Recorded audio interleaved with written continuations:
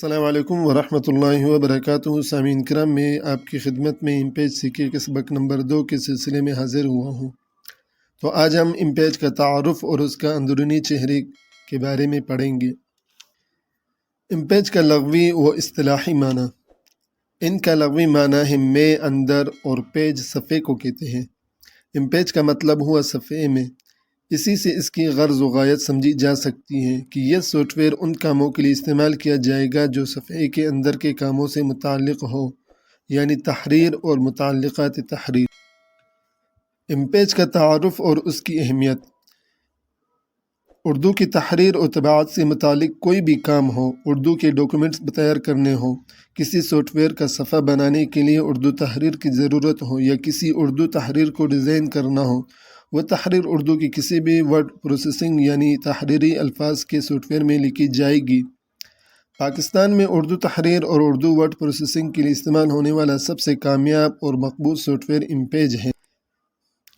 گو کہ امپیج بنیادی طور پر اردو کے لیے بنایا گیا ہے، لیکن اس میں عربی، فارسی، اردو، پشتو، کشمیری اور سندھی بھی لکھی جا سکتی ہیں۔ ضرورت پڑنے پر ہم اس میں بنیادی نوعیت کا انگلش کا کام بھی کر سکتے ہیں۔ اعلیٰ سطح کا کام انگلش کا اس میں نہیں کیا جا سکتا۔ اس کے لیے سب سے بہترین سافٹ ویئر MS ورڈ ہے۔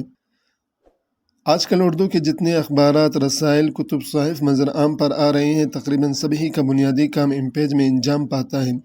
ڈیزائننگ گو کہ دوسرے سافٹ ویئر میں ہوتی ہے، لیکن اردو کا سارا مواد یہیں سے تیار کر کے وہاں لے جایا جاتا ہے۔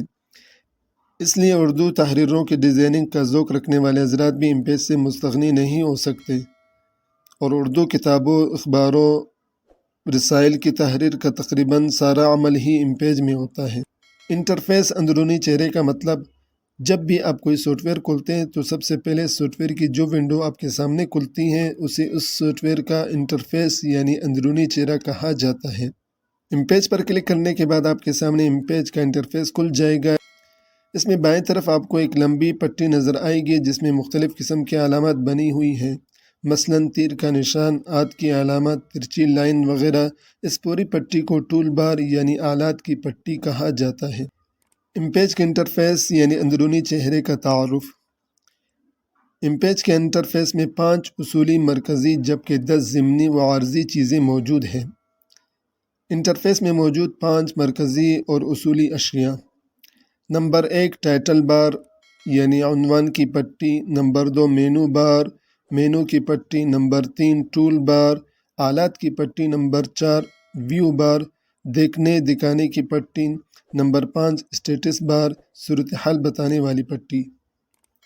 یہ 5 مرکزی چیزیں آپ کے سامنے اس وقت ظاہر ہوں گی جب آپ امپیج کھولیں گے۔ جب تک آپ نیا صفحہ نہیں بنا لیتے آپ کے سامنے صرف یہی 5 مرکزی چیزیں ہی موجود رہیں گی۔ ذیلی اور عارضی چیزیں اس وقت ظاہر ہوں گی جب آپ نیا صفحہ بنا کر اپنا کام شروع کریں گے۔ اسی سے اس تقسیم کی وجہ بھی آپ بآسانی سمجھ سکتے ہیں۔ یہ 5 چیزیں چونکہ بہر صورت انٹرفیس پر موجود رہتی ہیں، اس لیے ان کو مرکزی، اور اگلی 10 چیزیں کبھی ہوتی ہیں اور کبھی نہیں، اس لیے ان کو ذیلی عنوان دیا گیا ہے۔ انٹرفیس میں موجود 10 ذیلی اور عارضی چیزیں: نمبر 1 ہورزنٹل رولر یعنی افقی پیمانہ، نمبر 2 ورٹیکل رولر عمودی پیمانہ، نمبر 3 ہورزنٹل اسکرول بار افقی حرکت کی پٹی، نمبر 4 ورٹیکل اسکرول بار عمودی حرکت کی پٹی، نمبر 5 ماسٹر پیج لاک مرکزی صفحے کا بٹن، نمبر 6 پیج ونڈو صفحے نمبر کا ونڈو، نمبر 7 ویو ونڈو دکھانے کی ونڈو، نمبر 8 کیپس لاک کے بٹن کی صورتحال بتانے والی پٹی، نمبر 9 نم لاک نمبر کا بٹن آن ہونے یا بند ہونے کی علامات، نمبر 10 لینگویج اسٹیٹس بار زبان کی صورتحال بتانے والی پٹی۔ اب یہ ساری چیزیں امپیج میں سمجھائی جائیں گی۔ امپیج کے انٹرفیس یعنی اندرونی چہرے پر موجود 5 مرکزی پٹیاں: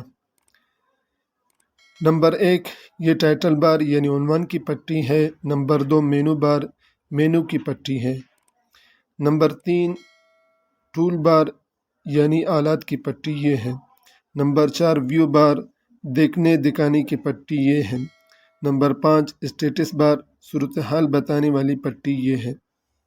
10 ذیلی چیزیں: نمبر 1 ہورزنٹل رولر یعنی افقی پیمانہ، والی پٹی یہ ہے۔ نمبر 2 ورٹیکل رولر عمودی پیمانے والی پٹی یہ ہے، اور نمبر 3 ہاریزونٹل اسکرول بار والی پٹی یہ ہے۔ نمبر 4 ورٹیکل اسکرول بار کی پٹی یہ ہے، اور نمبر 5 ماسٹر پیج لاک مرکزی صفحے والی پٹی یہ ہے۔ نمبر 6 پیج اسکرول صفحے کو آگے پیچھے کرنے والی پٹی یہ ہے۔ نمبر 7 پیج ویو صفحے کا عمودی منظر یہ ہے، اور نمبر 8 اسٹیٹس بار صورتحال دکھانے والی پٹی یہ ہے۔